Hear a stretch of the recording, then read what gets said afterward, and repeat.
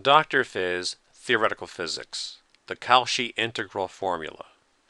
Now we have seen in the previous section and the section before that to make a definition of differentiation unambiguous, we had to have some conditions, and they're called the Cauchy-Riemann conditions. Then we asked the question, what about integrals? And to have integrals unambiguous, it was a miracle. The same conditions did the job. Well, the magic has just begun. What do you see what we do here? And this is the richness and beauty of complex analysis.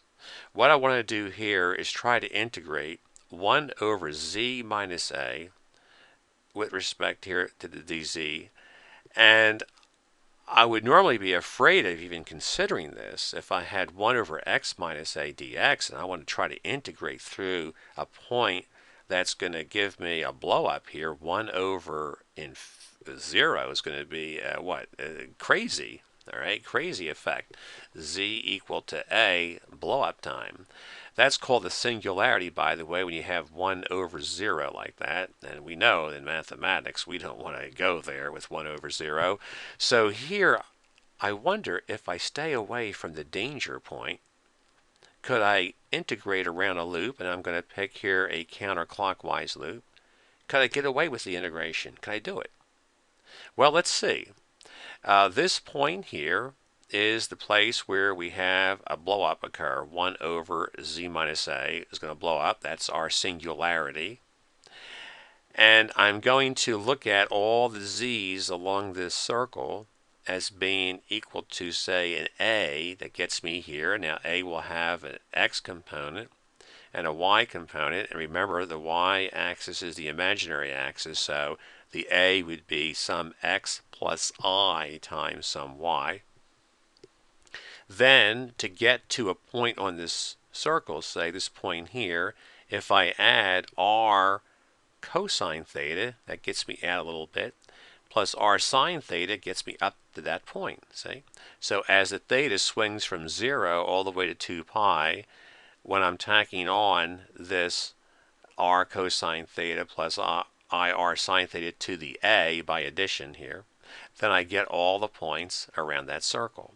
So z equals here a plus r, that radius, times e to the I theta using the Euler relation.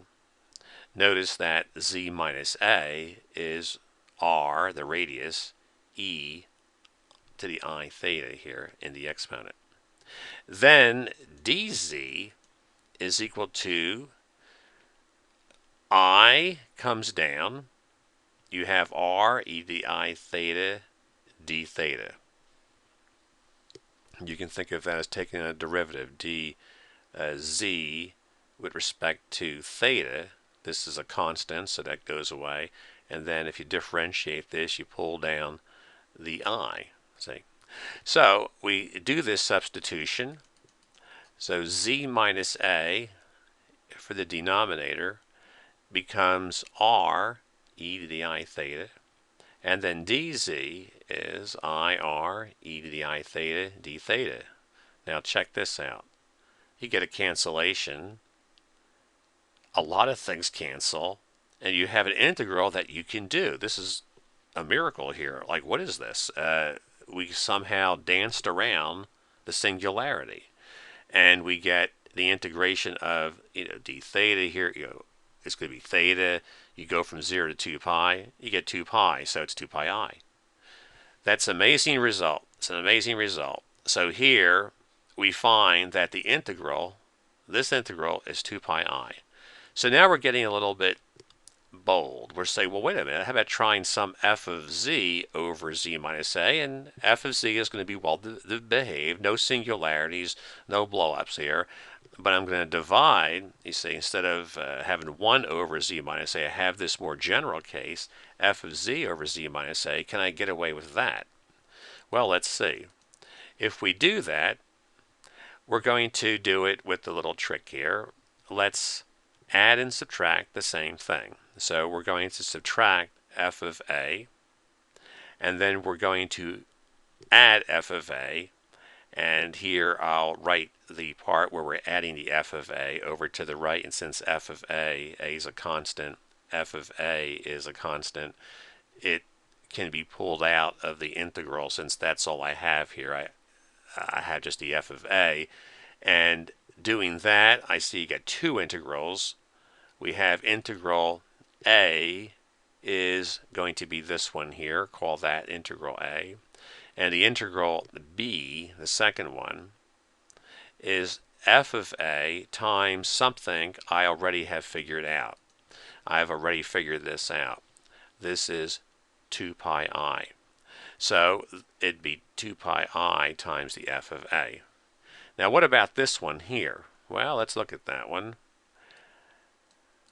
We're going to integrate this one and take the absolute value. Now when you take an absolute value of something complex, think of the absolute value like with regular x-axis numbers, your real line. It's how far you are from 0.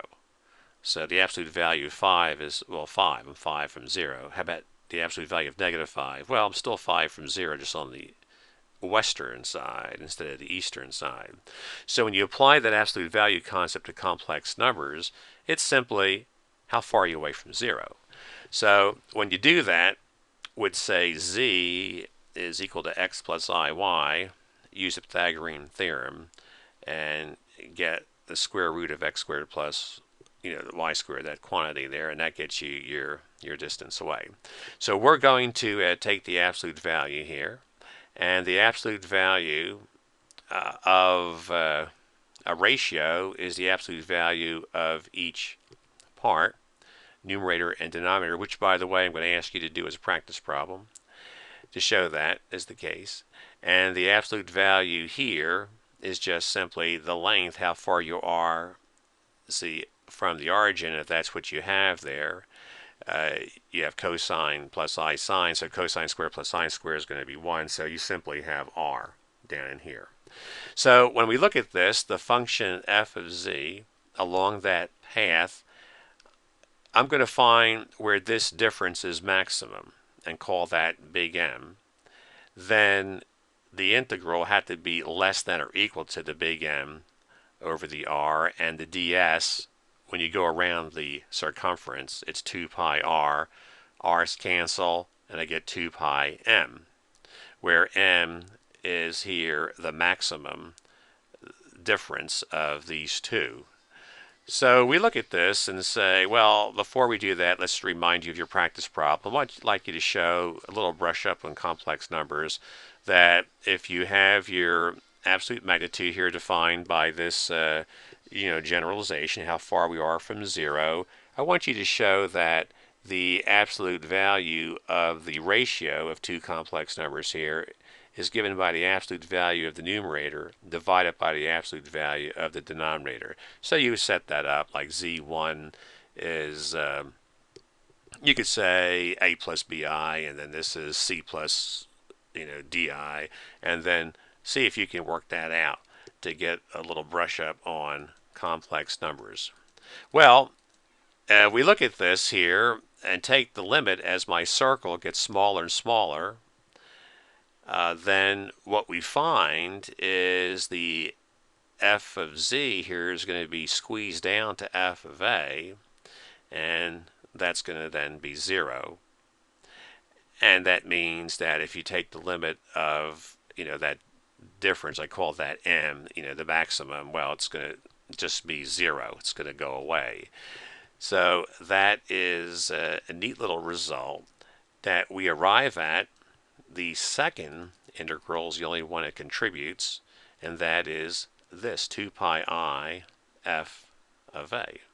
So remember our neat result here this way. This is a general case where even if the f of z is 1, see, then you get back what we had before.